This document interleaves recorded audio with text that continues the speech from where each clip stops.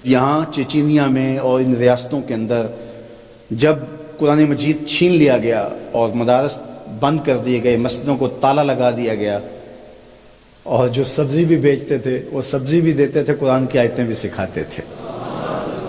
گھر کے اندر ماں جو ہے وہ کپڑے بھی سیتی تھی اور ساتھ بچے کو بیٹھ کے قرآن مجید حفظ بھی کرواتی تھی۔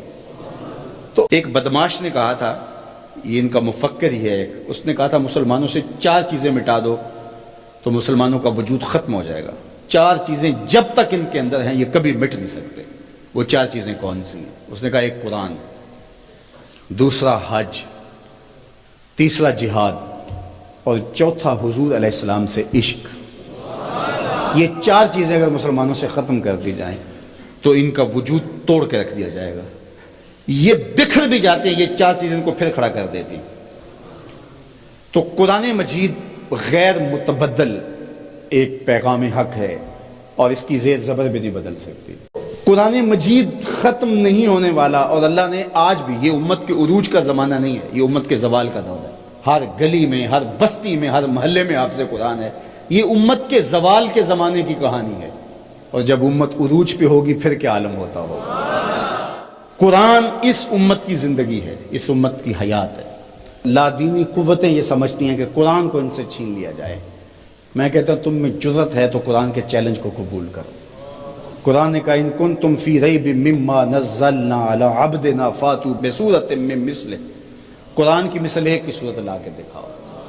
کھربوں ڈالر تم نے خرچ کیے نا، تم نے جگہ جگہ غدار خریدے ہوئے اور ان غداروں کو تم کروڑوں پیسے دیتے ہو، تو تم اتنے پیسے کیوں لگاتے ہو؟ پیدائشی عیسائی اور یہودی عرب ہیں، عربیوں نسل ہیں مختلف بلاد عرب میں، ان کو جمع کرو، اور وہ بڑے بڑے شاعر و ادیب بھی ہیں، ان کو بلاؤ جا کے، ان کو کہو کہ یہ 3 آیتوں کی ایک صورت لکھنی ہے، ہم تمہیں اتنے کروڑ ڈالر دیں گے۔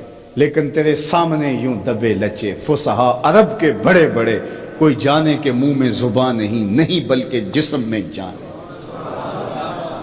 قرآن کی مثل نہیں لا سکے، اور قرآن کہتا ہے فَإِن لَمْ تَفْعَلُوا وَلَن تَفْعَلُوا، اگر نہیں لا سکے تو کبھی بھی نہیں لا سکو گے۔ یہ قرآن کا چیلنج ہے، اور یہ کسی بند کمرے میں نہیں دیا، یہ کھلی کتاب میں چیلنج آج بھی موجود ہے۔ جو وکیل بحث نہ کر سکے وہ گالیاں دینا شروع کر دیتا ہے۔ پرے پنچایت میں آپ نے بھی دیکھا ہوگا کہ جو جھوٹا پڑ رہا ہو وہ آگے سے گالیاں دینا شروع کر، لڑائی شروع کر دیتا ہے۔ یہ جو ناروے میں واقعہ ہوا ہے، یہ جھوٹے لوگ ہیں۔ اگر تمہارے میں ہمت ہوتی، تمہارے میں دم ہوتا تو قرآن کی مثل لاؤ نا، 3 آیتیں لاؤ۔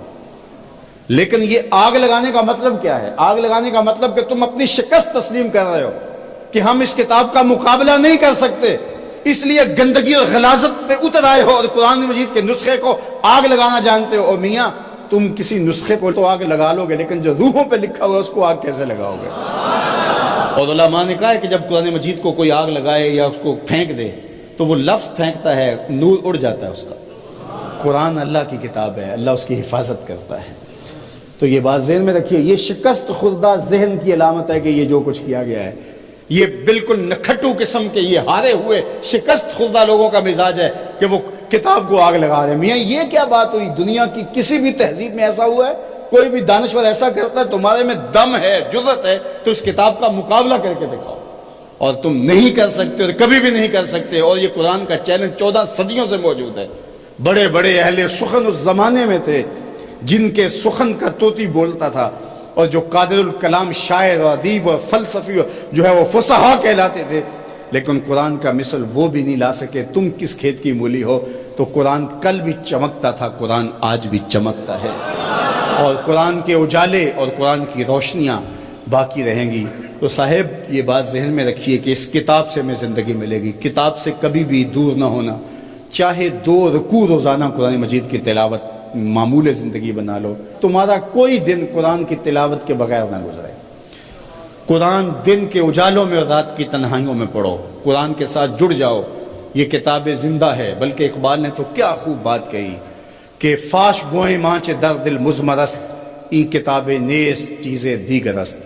اقبال کہتا ہے میں کھل کے نہ کہہ دوں جو میرے سینے میں چھپا ہے، یہ کتاب نہیں، یہ کوئی اور ہی شے ہے۔